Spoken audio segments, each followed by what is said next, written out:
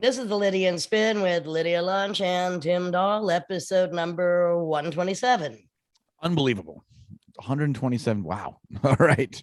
Wow. Time goes. Well, it's still going. So it is. Going back in time a little bit, and it's Sure. very apropos to now. Carl Jung once wrote that yes. the demise of society wouldn't be a physical threat, but instead mass delusion, Sure. a collective psychosis of sorts. He noted that the wolf inside man was far more a threat to human existence than external forces.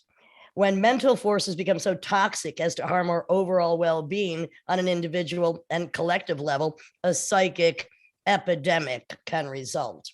He warned that modern society was prone to collapse due to a pandemic of delusional ideas. Greater than all physical dangers are the tremendous effects of delusional ideas. Our much vaunted reason and our boundlessly overestimated will are sometimes utterly powerless in the face of unreal thoughts. He, of course, believed that the United States was particularly prone to society-breaking delusions. The power that Leni Riefenstahl had with Nazi Germany, I mean, it was so insane. And now the internet, I mean, it just dwarfs film propaganda. It's just, people are just losing their minds together. I always like the theory that the reason why we haven't been, at least as far as we know, haven't been basically visited by other intelligent life from another planet. There's one theory is that basically anything that becomes that smart ends up collapsing under its own weight before it can even exit the planet, because just everyone just starts just eating themselves alive. Well, as the dummy Donald Jr. admitted or said in a statement yesterday, we were too dumb to collude with Russia. Now, according I didn't hear that one. According to the Pew Research Center, in 2020, 34% of Republicans and independents who lean to the right said it was probably or definitely true that powerful people, this is 34%, intentionally planned COVID-19. 18% of Democrats and left-leaners agreed to. The same year, results from a new NPR PBS NewsHour survey found that approximately 3/4 of Republicans did not trust the 2020 presidential election. This is after every case of fraud was thrown out, except for today, 3 Trumpers in the Village in Florida, mainly old school Republicans, were busted for double voting. I mean, whatever. There you go. So they don't trust the system. Do they not trust Trump winning in 2016? yeah. It's mass delusion. People. Well, here's a story. All right. So in South Africa, a family they got their Christmas tree. They were decorating it and just doing that family shit that they do with Christmas trees. Actually, I have a funny Simon story about decorating Christmas tree, but maybe I'll leave that for later.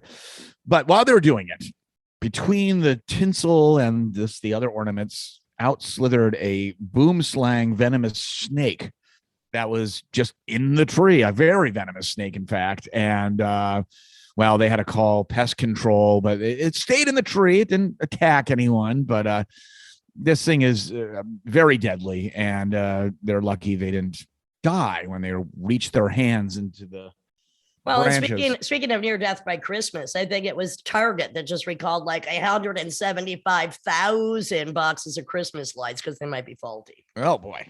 Back to delusion for a minute. Sure. Delaware State Police arrested 44-year-old Mick Roberts Williams on Sunday after Wait, what's his name? Mick Roberts Williams. I like that name. On Sunday after he robbed a Wells Fargo bank in Wilmington, Delaware.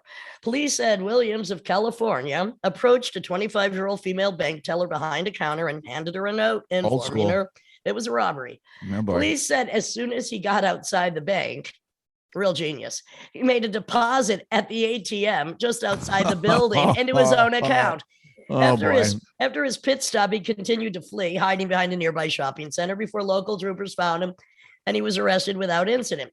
Williams told police that he traveled to Delaware by riding on the exterior of a cargo train, and his mind is currently being controlled by a third party via an implant located somewhere in his body. I think we were just listening to a phone call today where somebody was accusing you of having implants. Well, that's a different story, and that we'll keep that one private. We're not going to talk about what they were suggesting where the implant was. Well, so this is obviously not a case of just someone being dumb. At first, I'm like, okay, this guy's really dumb. No, he's just nuts.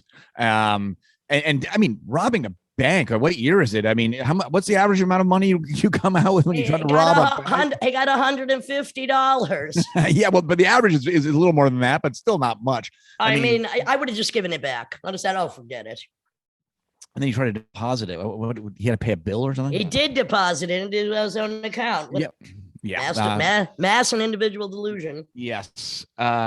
Not going so well for that guy. I'm just going to give you another one because it's right in keeping with all of these clowns. And this is a week of clownery.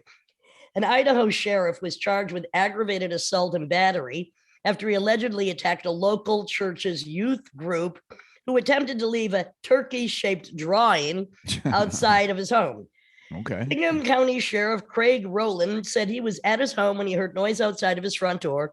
And after checking his patrol car, he asked his wife to bring him his gun when he heard more noises. Oh, no. He then left his house to see the turkey drawings outside his door, and he saw a car driving down his road. So he stopped the car and admitted to pulling out the driver out by her hair while pointing his gun at her, only to realize it was a family friend. But several girls in the car claim he said, "I will fucking shoot you," and told them to get lost. Well, he's placed on leave pending an investigation. That's pretty obvious to me what happened. That's an overreaction. I mean, to say the least.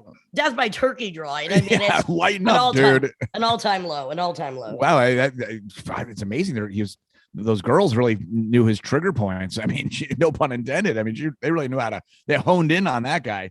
Well, speaking of cars, Aaron Foster, or Cecil Foster, father of Aaron Foster in Sparta, Tennessee. His daughter, Erin, has been missing since 2000. He's like, what happened? He went away on a business trip to Cincinnati. She was with her boyfriend. She thought they just ran away. Never saw her. It was very upset. She went missing. Cold case. They didn't know. Well, a YouTuber scuba diver was scuba diving in whatever the river is over there, about 100 miles away from their house, found the car. They drove off the road, and with two skeletons strapped in the seatbelt seat. Yeah, so it solved that, but very emotional for this guy. Of course, he didn't know. He never knew anything, and they just drove off the fucking road. And 100 miles away is a pretty long distance. Yeah, he went over the weekend. I mean, look, 21 years. It could have been floating down the river for a while. Well, maybe it's both true. Maybe they were running away, and they just fucking wiped out. Maybe it was all of it. But yes. And speaking of mysteries, well, Frankie Little Jr. You know who that is? That's I don't, but I love the name. Yeah, he was the original guitar player for the OJs. Yes. How did you know that? Or you didn't know? Because I read your mind. Oh yes, for the OJs, who are famous for backstabbers, money, all a bunch of these songs. So smile in your face all the time. They want to take your place. Wasn't he stabbed to death? They they found pieces of his body. There was an unidentified parts of a body corpse in a garbage can. It was in 1982. They didn't know who it was, but now with all the DNA stuff and computers and all this fucking shit, they've figured out that's who it was. He went missing, and it's a homicide. Yeah, they don't know. Well, I don't think he cut himself up. Yeah, I mean, people end up in factory machinery. I mean, yeah, but yeah, then who would have thrown him out? Yeah, that was ridiculous. Maybe the janitor. I'm taking myself out to the trash. Who the fuck? That's terrible. Where did that happen? I did hear. It was in Twinsburg, Ohio. It was in Ohio. Yeah, it feels like an Ohio story. Yeah. Go ahead. I think he's from I think he's from South Carolina originally, but anyhow, that's besides the point. All right, you got any more shorties before No. I mean, we have the big tornadoes. That's in the news. A bunch of motherfuckers died. That was utter devastation. Since meteorology is how you say it. I'm so inarticulate. This one has been traveled and touched down for the longest duration and the longest distance ever recorded. 200 miles. Yeah, over 200 miles. One of these fucking tornadoes. I mean, it was just a fucking just machine gun of just destruction. Just for I don't know how long it took for it to go 200 miles, but that everything in its path just got fucking fucked up. Have you ever seen a tornado no, I've never seen a tornado in person. I've been in small hurricanes, earthquakes. I've seen a dust devil, which is a little mini, little mini tornado. One. I saw one once as a kid, like Wisconsin, like in a field far away. Fucking scary. When we were driving to Minneapolis, I thought we were gonna get fucking hit by a tornado. I've definitely seen tornado destruction a ton of times. I've had to pull off the side of the road, and then later you just see a bunch of debris and all that stuff. But yeah, this series of tornadoes was there's supposedly, I mean, we're recording this a little in advance, but supposedly the Midwest is going to be hit with a snow-nado in the next few days. Whoa. I mean, first of all, tornadoes in December, there's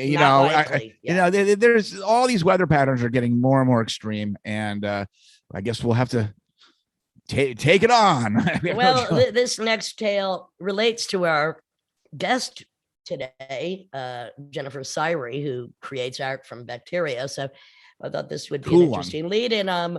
Microbes in the ocean and soils across the globe are evolving, unlike humans who do it anyway and don't notice it, to eat plastic. The research scanned more than 200 million genes found in DNA samples taken from the environment and found 30,000 different enzymes that could degrade 10 different types of plastic. And this is the first large-scale global assessment of the plastic degrading potential of bacteria, and found that 1 in 4 of the organisms they analyzed carried a suitable enzyme.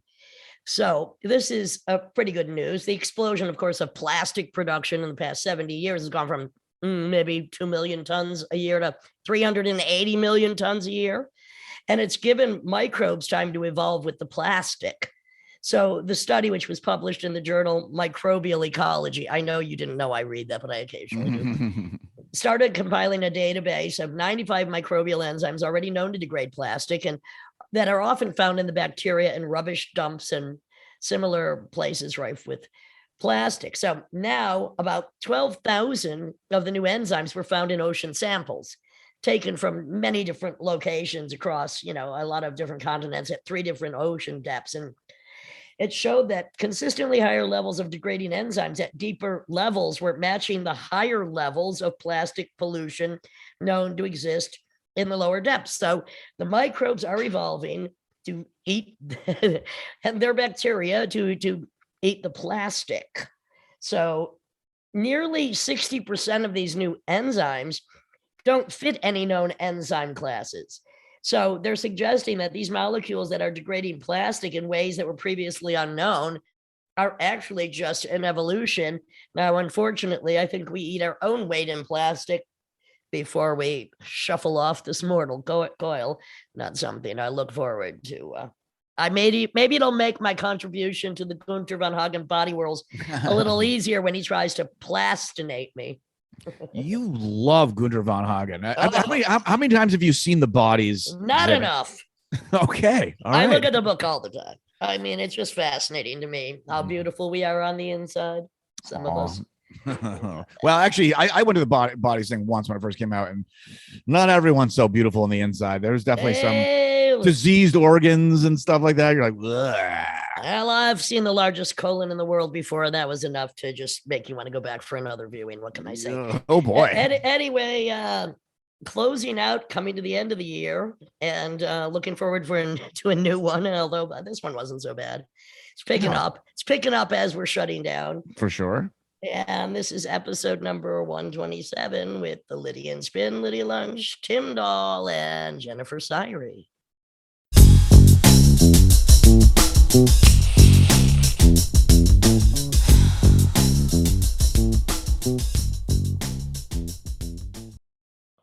This is the Lydian Spin with Lydia Lunch and Tim Dahl, and our special guest, my neighbor, the artist, sculptor, musician, and pipe organ repairstress, Amazing. Jennifer Sirey. Jennifer Sirey.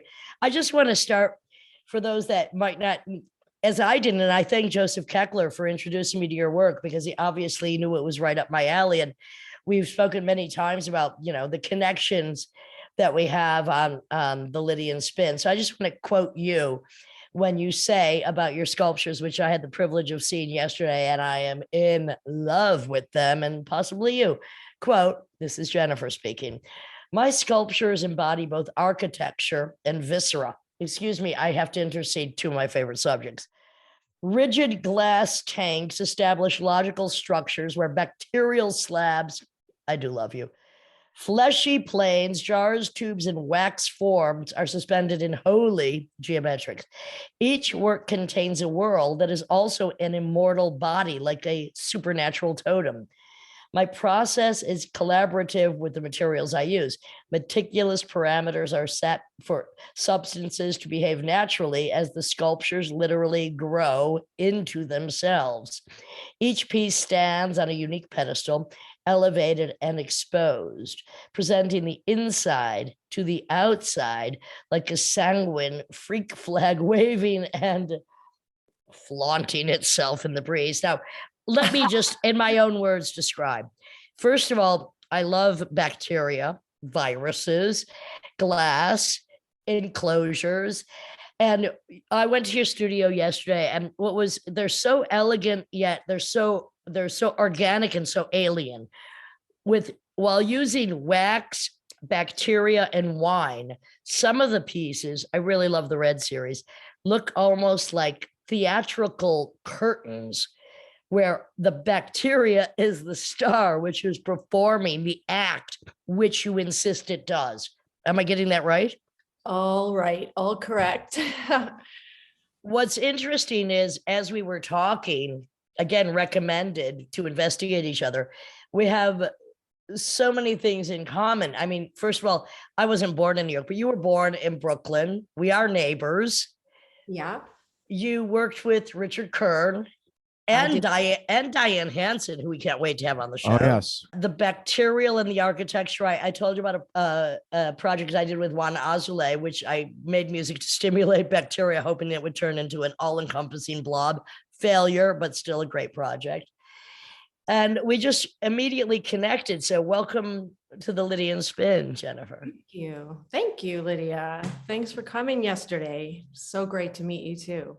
Well, you said that I'm popping your cherry with podcasts. Ooh. Oh, yep. Uh-huh. I guess Well, yeah. it's popped. I don't consider you shy, and neither am I. So hello. Let the popping begin. Oh, All boy.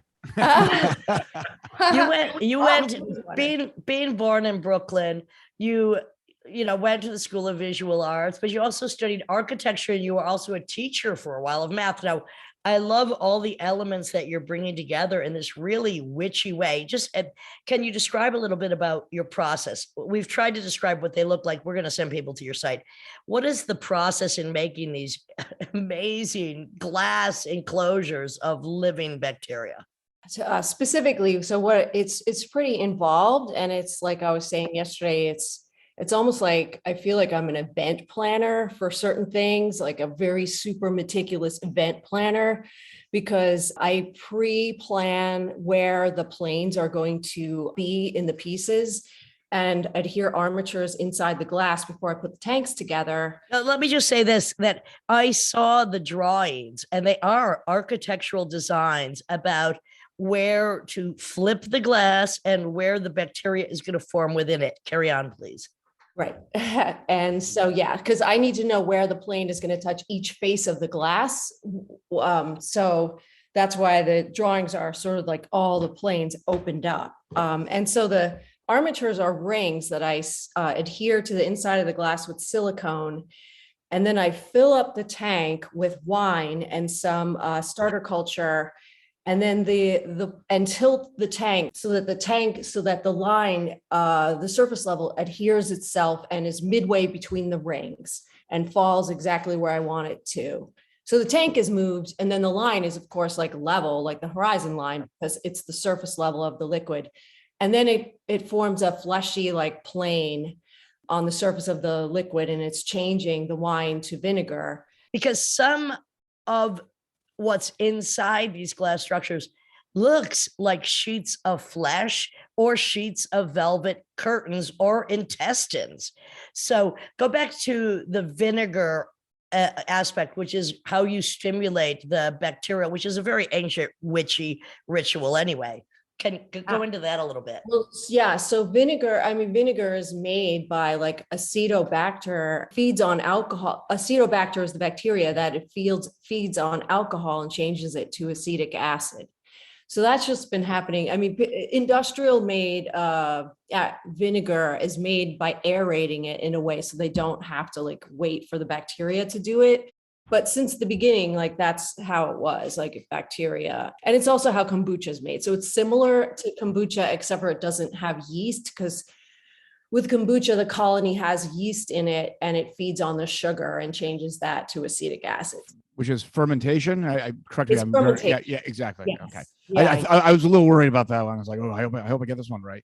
So, Yeah. so what attracted you to bacteria to begin with? Like, why were there other bio artists that inspired you? Did you just kind of stumble into this? I guess there's a lot of things going on, but one of the things is how it looks. I grew up by accident, and I think my first like influences with art were earth art and process art. In school, I was experimenting with things floating and sinking in liquid and having like algae grow in test tubes, but then they needed air. And it was like these tubes had like holes that went all the way to the top of tanks. And I would have things like rust and crystallize inside these tanks of liquid. I've been using tanks like forever of liquid. And they used to be just like these really tall, skinny tanks, almost like these sort of like long core samples of like stratosphere of earth and water and air. How often do you just stumble into something? I mean, was this kind of something you stumbled into, or was this like you start with the research and you ran with it? It evolved. I guess I stumbled into it because a fleshy thing grew in one of the test tubes that I had, because I would put things in the test tubes and let stuff happen, like let things rust, let things rot and grow, right. And mold would grow in some, and so this fleshy thing grew in like fruit juice, and I kind of assumed it was fermentation. So I looked it up, and actually this was so long ago, there was this place called Milan Laboratories on Spring Street, and it was like paraphernalia for beer and wine and vinegar making. And I went in there and I like got a book and I read all about it, and I just started making vinegar. And then I just figured, well, I used to have these big pieces where I'd siphon out all the liquid and then put all these objects in, bring it to the show. But I wanted to make something that grew really big and stayed inside the tank. So that's why I started growing the bacteria. I figured if I grow this plane, I can get it to stay where it is if I put armatures inside the tank. So correct me if I'm wrong. I mean, you have all these interests and you somehow just magically brought it all together and made art. I mean, it's amazing when one can tie things so seamlessly like that. Did this ever make you over time? Yeah, of course. No, it just doesn't happen overnight. I mean, it's only the real deal because it requires time for it to be the real deal. You can't just throw things together and make it work. Did this ever make you ill? Did you ever inhale, ingest? Did you ever get sick from any of this? Trust me, Tim, I asked if anything has ever exploded or if she's considered using more dangerous bacterial growths. Yeah, you're like, wait, I want to know about the danger part first. Well, kind of. I like. Guess what? This a little dynamic in the process. Maybe it's a buzzkill, but the bacteria is a probiotic. So it's so totally not dangerous. Right. Like you could drink a little bit of my work and be okay. Oh my God, I'd love to float inside one of them. I mean, I always thought I would just be stuffed and sent on tour as a taxidermied with a voice box, but now I'm feeling maybe I need to be encased, and we can go beyond Gunther von Hagen and body worlds here. So if you get aesthetic stimulation from such things, I mean, do you ever open the refrigerator and like, what's that in the back? Something you left for months and something's furry and blue, and you kind of do goosebumps go down your spine? Yeah. I mean, you cool. All right. Yeah. Yeah, definitely. I mean, sometimes it happens in my studio. Like sometimes mold grows on the bacteria in the jars that I have. And and then it sort of overpowers the bacteria and then the mold takes over. So that's like really bad when that happens, like fungus and mold. But it looks really great. I just, haven't used it in anything yet. I have to ask this because when we were speaking yesterday, do you think that because so many women of our age, I mean, and I'm thinking of New York in like the 70s and 80s, we had to do things to support either going to school or art or whatever. We had to do things that now would be considered quite, out of the ballpark. Do you think that having, for instance, posed for Richard Kern, Diane Hansen, working as a dancer, that so much of the outside of the body was exposed that then you went into something that appears to be an interior of almost an alien body? And what I love about your sculptures too is a lot of them have glass tubes that you could stick your hands in, but of course you can't really touch the bacteria. So I'm just wondering how, being an object where the outside of the body is under examination then brought you to an art that is more witchy and mysterious, because some of them do look like sheets of flesh, which I think is very, very beautiful.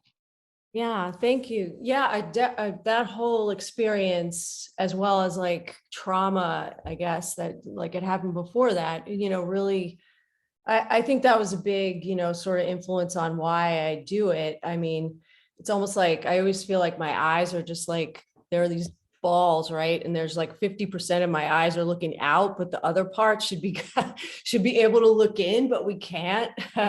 So I always just like feel like, what's happening inside, almost like to organize it. And it takes the sort of scariness out of it or the violence away from it when you can, analyze it and organize it, and it becomes like architecture. And then also like the experience of being on stage. Yeah, it's definitely in the work because the pieces are see-through and it's just kind of like just serene standing there to be sort of like on view and investigated, which is anyway what and it is an object, and it is an objectification of this conundrum between math, architecture, science, and an internal, which is not internal to us, but there is something very organically witchy and internal about it because it's just another dimension.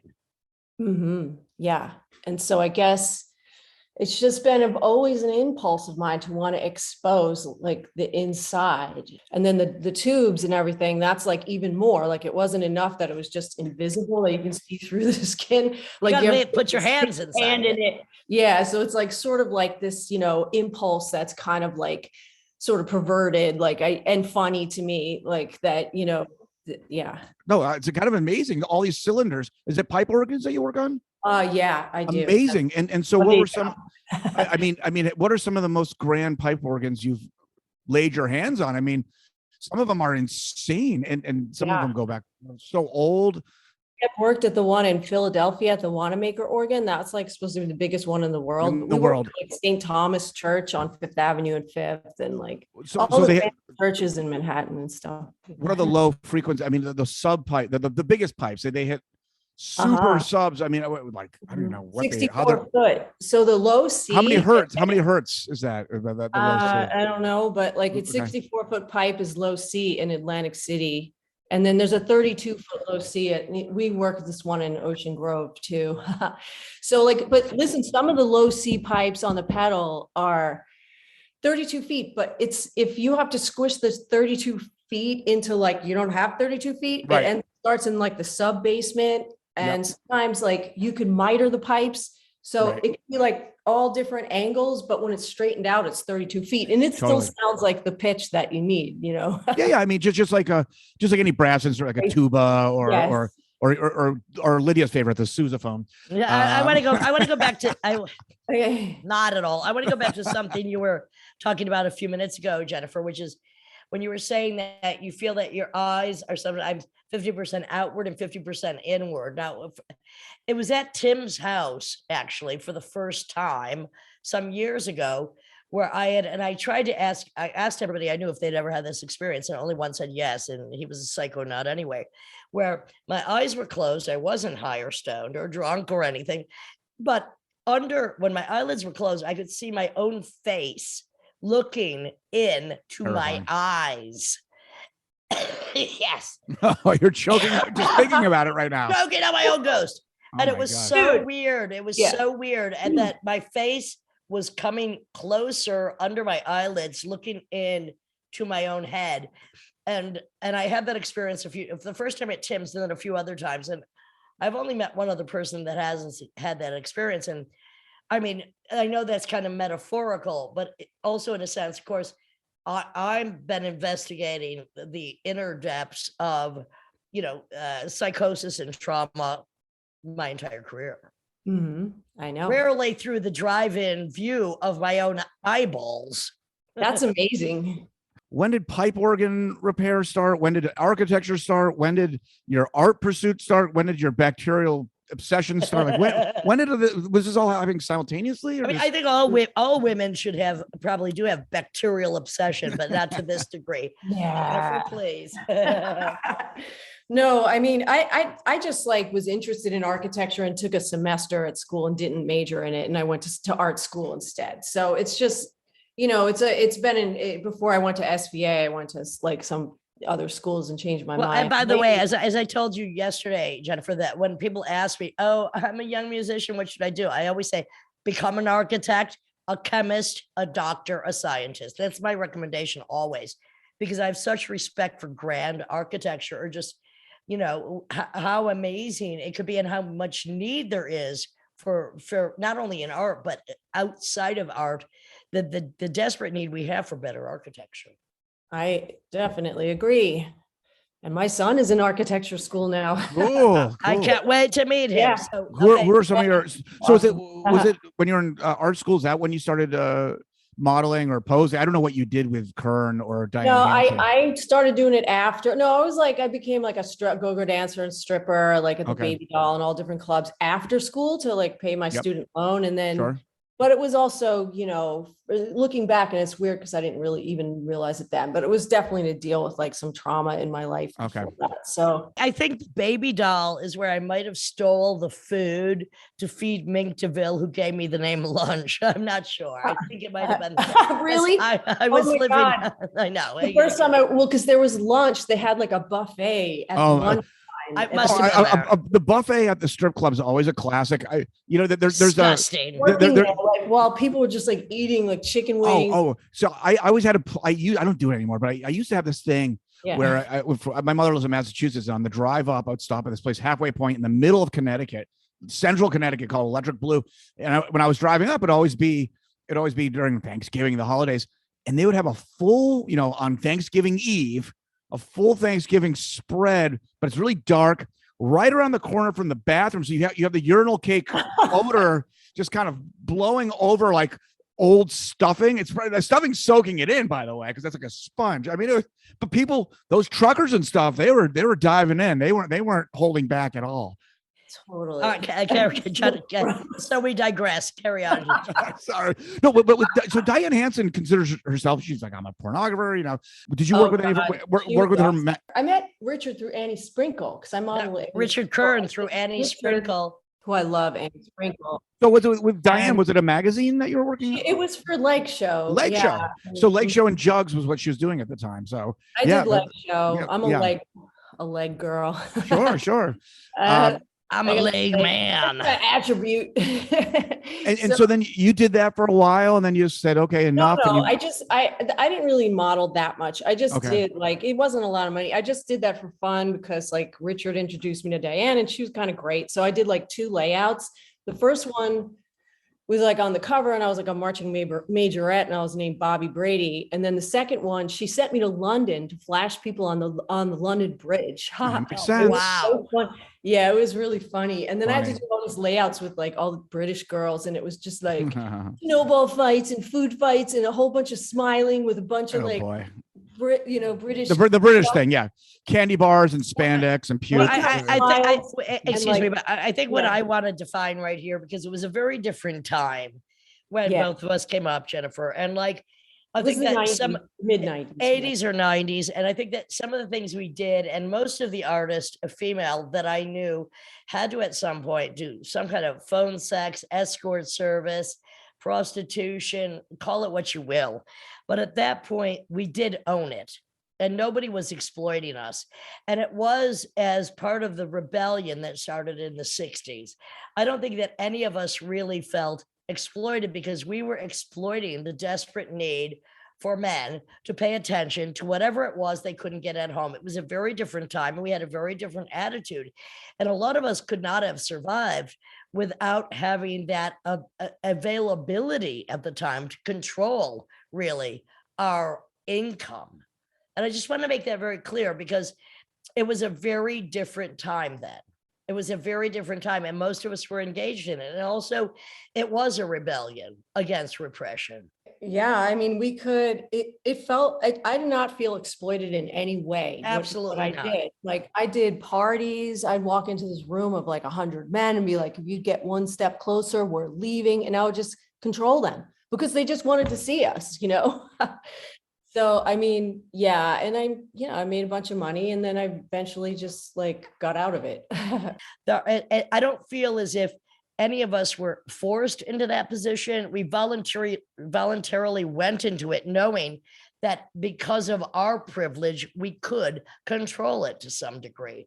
And also much easier to make the money we were making for half an hour or 1 hour than to work 40 hours a week. That's a big one there too. $6 an hour. You're not committed to a job.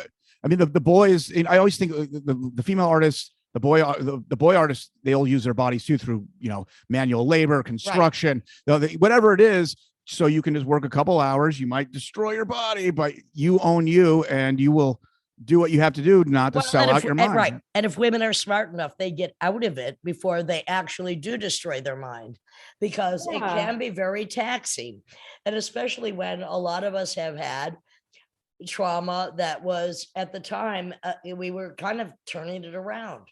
Exactly. I mean, for me, it was, I was able to like make some money to support so I could work, so I could make my artwork, which was like a totally double life. It was totally different. And, I didn't think my work was about what I was doing at the time, but then also it gave me confidence, because I was pretty shy and I had been through like this trauma and stuff. So it definitely was like therapy.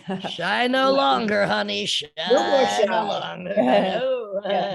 Well, you reach a certain age and it's like, excuse me, I'm not fucking shy. All right. Oh, now it's, yeah. I want what I want, and I want it now. And you know what? Sometimes you can get it. Yep. Mm-hmm. Yeah. So all right, look, we've all, and it might be going back into it. I mean, these are very weird times. There's been plagues in the past, but we are in the, lust in the time of plague. What were you doing during the COVID lockdown? I mean, as a visual artist making these sculptures, I mean, it's a very onanistic thing anyway. But I mean, how did you occupy your time during the lockdown? I did a lot of work in my studio. I rode my bike all over the place. I rode my bicycle I live in Brooklyn, over the bridge to Manhattan, and like just in this desolate, empty streets. It was kind of amazing and surreal. Just riding my bike slow in the middle of the street in Times Square. I mean, I did that for fun. I just ride around all day, every day, and like everyone was afraid and staying inside. And I was kind of like, I had the opposite, I was being safe, but I didn't want to stay in because I'm alone. My son's in college. He stayed, there. So I was like, okay, I'm going to go crazy. And so I just started. It's like the city was ours. I mean, in a sense, I mean, the absence of life or the prevention of death was pretty fantastic. I know. Not the death that occurred or that will still occur, but No. and no. not the pandemic as we still know it. But When did you start teaching? When I developed this program that integrates math and art. And I started doing that, like, say about 20 years ago when my son was, I was pregnant with my son. So I was like, okay, I need to do like sort of, something like this. And I kind of learned about kids. It was weird. I remember my first time in the room with kids. I'm like, they're so little. Like, I've just no relationship to kids.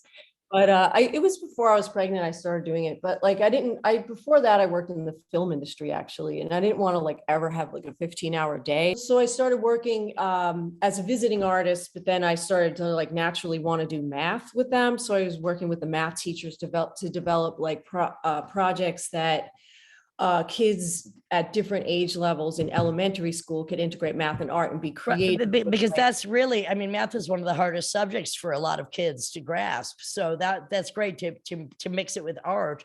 Then they are interested in pursuing the understanding of it.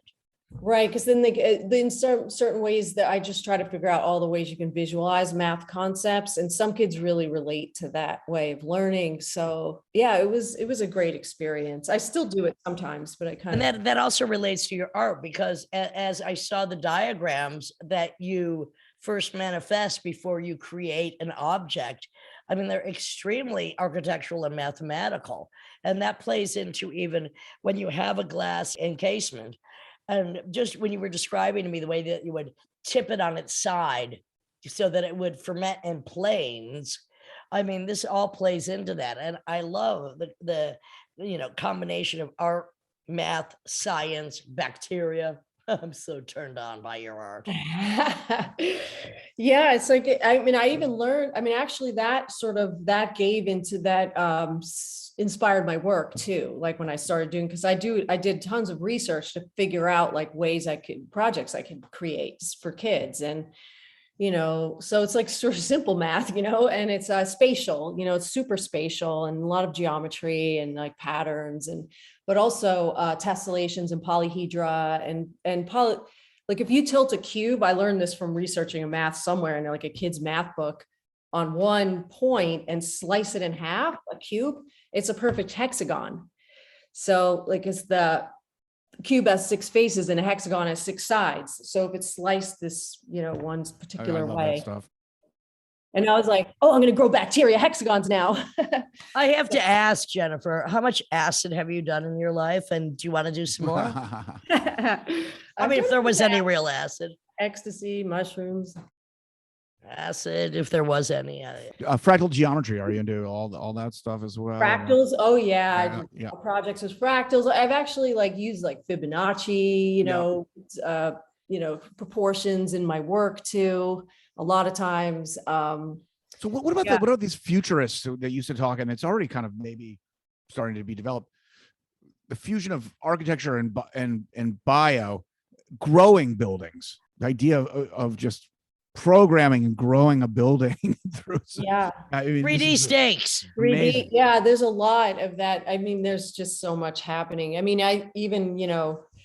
people are there's a lot of stuff happening where, biology is being used for, to consume plastic and that plastic consuming. That is one of the most important things we really need to further go into. I mean, the intro we had for last week was nurdles, which are like they're worse than fossil fuels as far as how much they are spreading, how far they go, and how non-biodegradable they are. We need a biology that takes the plastic waste that we as humans, based on petroleum, have made and sucks it up. You know what nurdles are, Jennifer?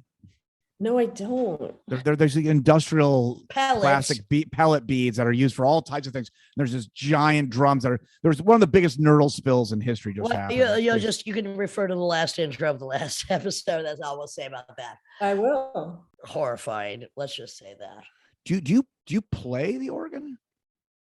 I don't really play it's so embarrassing. I really should learn. After all these years, I don't even play. I play piano a little bit, but I play guitar and sing. I play drums. You have your weird folk band that I you do. occasionally pull out. I have a weird, we're called Billy Goat, Michelle and this are another artist, and I play music together and write songs. Better question. Of course, we can edit it out if you answer candidly and it doesn't work with your business. Do you like organ music? Do I? Yeah, I do. I mean, I don't listen to it a lot, but I like it. I like Bach. I like it sounds like math, Yeah, but I big time. also, yeah, and I like certain, I like it. And, I've had great experiences of being like in the organ when the organist is Oh practicing. boy. Wow. And it's Wait, been wait, just pretty would you repeat that? Being in the organ. in the organ. Yeah. Yeah. You know how to turn me on, honey. Being in the organ when the organist is playing. How did you even come to becoming a pipe organ repair artist? That's just so bizarre and wonderful. It's just like a friend I met, yeah, actually it's funny because I met Got to him. pay the rent. Oh, yeah. Who wanted me to hold keys. So like when the organ's getting tuned, there's somebody inside hitting the like sleeve of the pipe higher or lower to change the pitch for every single pipe. And there's like thousands, tens of hundreds of thousands of pipes inside an organ, so.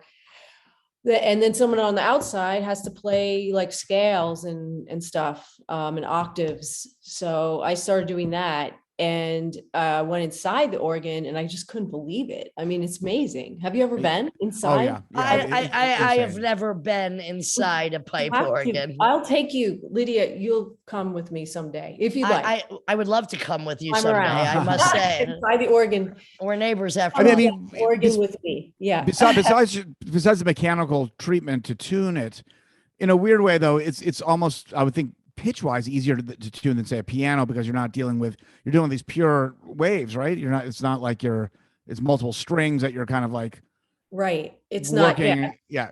It's not string. So like when you listen to the pipes, and when they're in tune, you don't hear the beats anymore. Right. But Or any out beats, of tune, you hear a beat. You hear it like pretty, wah, wah, wah. Yeah, and then it sort of gets closer. And of course, low frequencies the hardest to hear. I mean, that's yeah. I would imagine.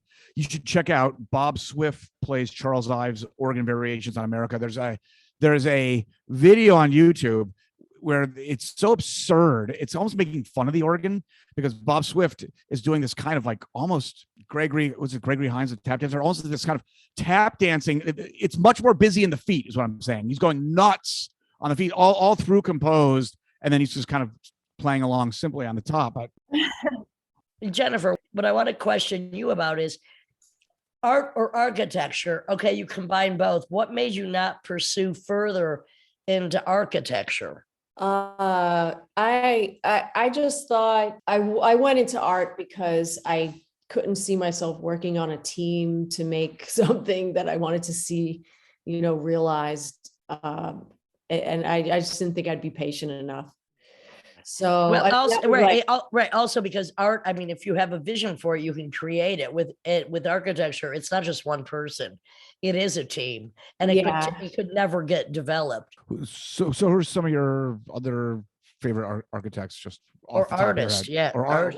Well, let's see. I mean, I was influenced by like Anne Truitt and Paul Tack. Like I like the minimalist. I love like James Turrell. Like some of the very sort of minimalist pieces have been really, or like Tony Smith. I mean, those are like early influences, and Robert Smithson.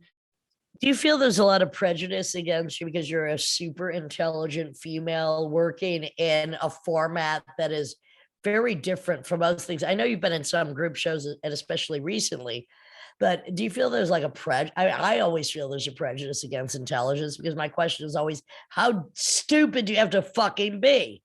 I don't know if I have that so much. If there's like a prejudice against being intelligent, I don't know. I don't. Do you have any prejudice against other groups? Are you prejudiced in any way? No. In other words, do you prejudge any situation or any person? Yeah, maybe. I try not to, but yeah, sure. Yeah. Like people, I mean, so I'm prejudiced against like conformists and normals. Fair enough, but that's not prejudice, because the root of prejudice is prejudge. You're judging. You're not prejudging. You're basically like, hey, you're seeing it, and then you're making a judgment. Yeah. Yeah. What about your art? Does it ever produce interesting odors that you kind of can't get away? You're like, oh my God, not necessarily bad, just like this has a very And specific smell. funny, Jennifer. He didn't understand before he came into this. We were talking about his very specific, delicious Oh smell. boy. Oh boy. Oh He's my wearing God. a white T-shirt. Why is he Okay, so far away from me? Yikes. Yikes. I'm not actually down the street, actually. I hope you're I coming can over. smell you from here. No, just kidding. But Yikes. Once you smell him, you'll never forget Listen, the come aroma. on. This is not. Hey, man, hey, it's so enticing. hey, how does Oh, it feel boy. to be objectified, Tim? I think you like it. Yes, that's great. I almost have the same goosebumps that Jennifer gets when she sees an interesting mushroom growing in the back of her fridge. Wow. No, but like, sometimes the work smells like vinegar, but it's like Right. it's funkier. It smells like funky vinegar. It smells like a little bit earthier than vinegar. Are you a vinegar connoisseur? I mean, in terms of culinary stuff. I mean, there are vinegar connoisseurs. They sip different vinegars. Are you I kind of know. you get into that world? So crazy, but I should be, but I'm not. Like, I mean, it's just I haven't really. I mean, I love. I do like kombucha, and I know that people are using vinegars, and there's like small batch vinegar makers and doing the really interesting things and making like mocktails. Right. Well, also, Yeah. Jennifer, you said you were applying for residency in Rome, and then of course my mind went to, well, how about the balsamic? But she doesn't use balsamic vinegar. She uses wine and vinegar. And when you're soaking your objects in wine is when it develops that super saturated, gorgeous crimson color, especially when you're using wax in your creations, which those to me were just so intoxicating. I feel like that contrast is sort of another in sort of investigation into violence from me. There's something that's really interesting about that contrast. And I think it's a similar contrast going on in my work between like fleshy sort of, unmanageable material and like and geometry and like a rigid geometry. So there's some sort of like, interest in violence there. And I don't, Do you have a tendency to be violent sometimes? I mean, do you redirect it through your art? If you do, like, what's your relationship with violence? More like about violence that had been like, sort of directed at me. Okay. So it's like Yeah. processing it. Okay. Yeah. Do So you feel you're torturing? I'm interested in dissipating that. Fair. Yeah. Yeah. So, am I torturing the bacteria? That's what Well, sometimes I want to do that a little bit, or like I have like fetishistic like urges, towards not towards, I do understand. I've done things like, yes, I mean, with my work, I've been doing it for a while, and I actually like haven't been, that eager to show people until like kind of, I have been showing all these years, but it's been like sort of a private thing, that I kind of like feel like it's sort of a way to kind of process, stuff. I think we have to investigate the bacterial fetishes. Well, because I mean, really, there has to be. Look, there's a fetish for everything. I mean, Jennifer, you're talking about when you're in film and how you didn't want to put in a 15-hour day, but are you not putting in 15-hour days? It sounds like you're doing so much stuff. How much? What does your average day look like? I mean, are you getting to alone time away from the work, or are you just constantly going because it's your work, and so that's not a 15-hour day in the same way it is working for a production company to you?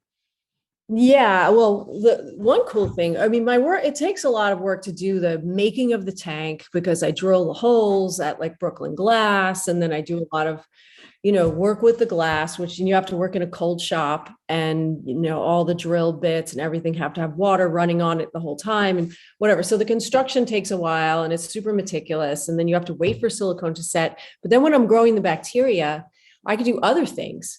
So like I set up the piece and there's like a million jigs and it's growing, and then I go away and I try not to be around. I go to my studio, but I try not to be there too much because I don't want to mess with it. I just want to go away and then come back and be like, oh my God, it's magic. It's there. Well, also because I mean, bacteria does have a language. And why would you want to interrupt that language? Because I think we are locked out of the bacterial language. But for instance, the same way that trees understand when there's a bacterial growth to the side of them, they will grow in the opposite direction. Or as I was telling you Or they'll about, communicate with the rest of the forest, in fact. exactly. I was telling you about Jellyfish Lake, where there's bacteria that in the jellyfish there rise to the sun and feed on the sun and then feed the jellyfish. I mean, we may think we understand to the best of our ability the process, but I still feel that even the simplest form of bacteria, and certainly viruses, of which there are so many, and of which, face it, the human body is made of how many pounds of bacteria? I haven't weighed myself recently, but I can assure you quite a bit. And it's not vinegar based. It could be sour, it could be sweet. It's just Yeah, I mean, there's so many microbes that live within us that are just like kind of hanging out in there. And, we have a We're symbiotic vehicles. relationship. we're Yep. the vehicles. I mean, the aliens Yep. have landed and they're in our eyelashes. Excuse me, Yeah. don't even look at an eyelash under a microscope. Don't look at much under a microscope. Well, I mean, you can, of course, but in terms of what's on your body, it's always like, oh boy. and in Have spite you of ever- it, Tim, you still smell great. Oh, Why do you keep on wow. digressing back to that? All right, so I'm totally offended. Aggressive. You're Yeah. totally Oh, we can complimented. get the genetic codes of all the microbes in your like armpits and see why you smell so good. God.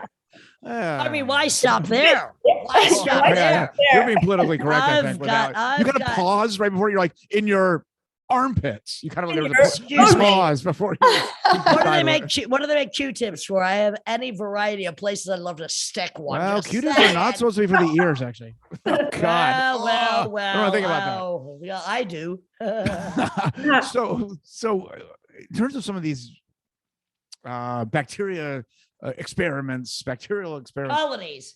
whatever, what was the most unexpected dynamic result that you kind of went away for a while and you came back and like, holy shit? I mean, in terms of size, in terms of just the whole spectrum. Is that when you use the wax with the wine? Yeah, I think that might be it. It was just like it was a situation. I mean, sometimes it grows fungus and then it doesn't work. So it's not like, holy shit. It's like, it's more like, oh, Like, oh, fuck, it's fuck. not working. It Oh, sucks. okay. Like, get rid of it. Right. But yeah, I was telling Lydia with one of my pieces, the bacteria it wasn't growing, and I had like made this whole pedestal for it, and I needed to finish the piece. And I dumped out the bacteria. It had started growing a little bit, so there was little stringies in there.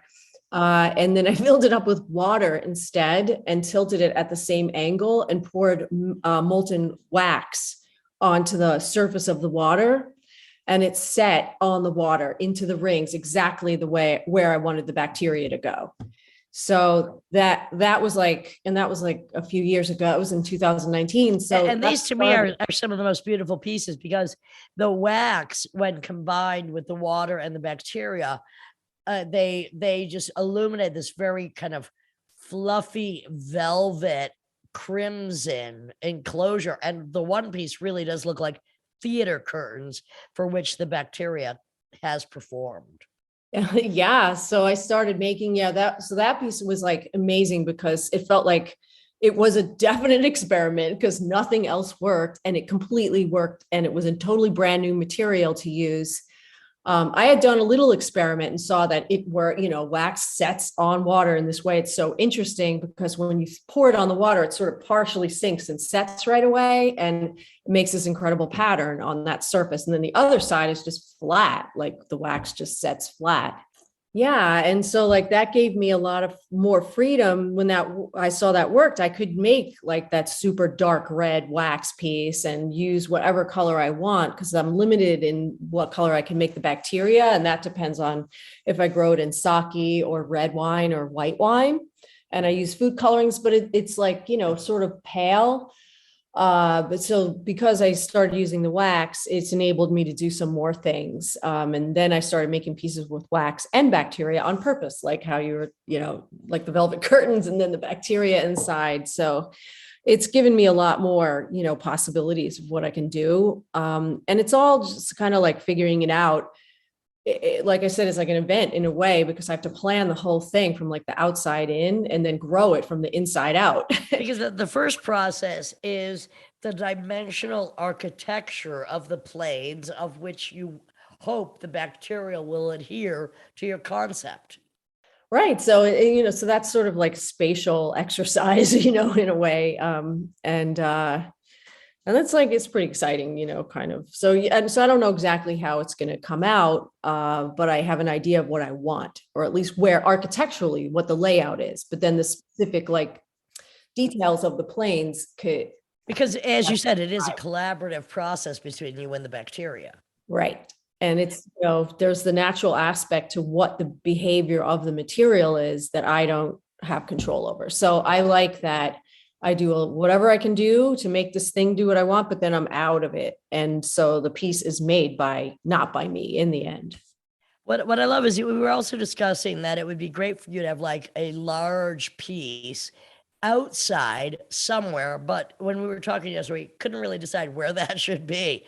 It's like, I love the idea of one of these structures outside somewhere for people to freely see and put their hands in the glass tubes, which don't really penetrate into the what looks like fleshy insides, but is really just wax and bacteria. So if you're working with wine and sake, are you ever tempted to drink on the job? I never, it's weird because like I never really did, because I use like cheap, shitty wine, like Gallo, and I buy it by the gallon, Gallo by the gallon, and like, okay, yeah, exactly. Yeah. Right.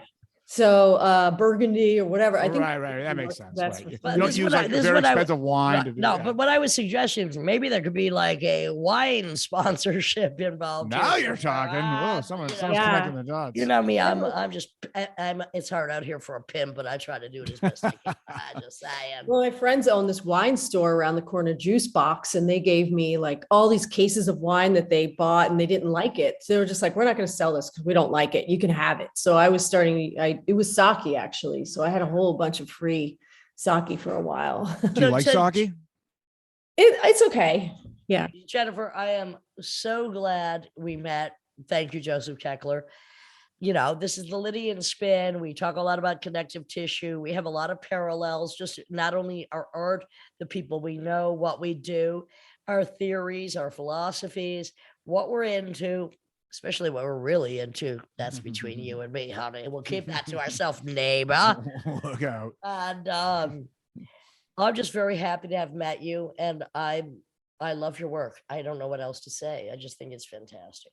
Yes. Thank you. Yeah, me too. I'm really happy to meet you. And thank you for having me.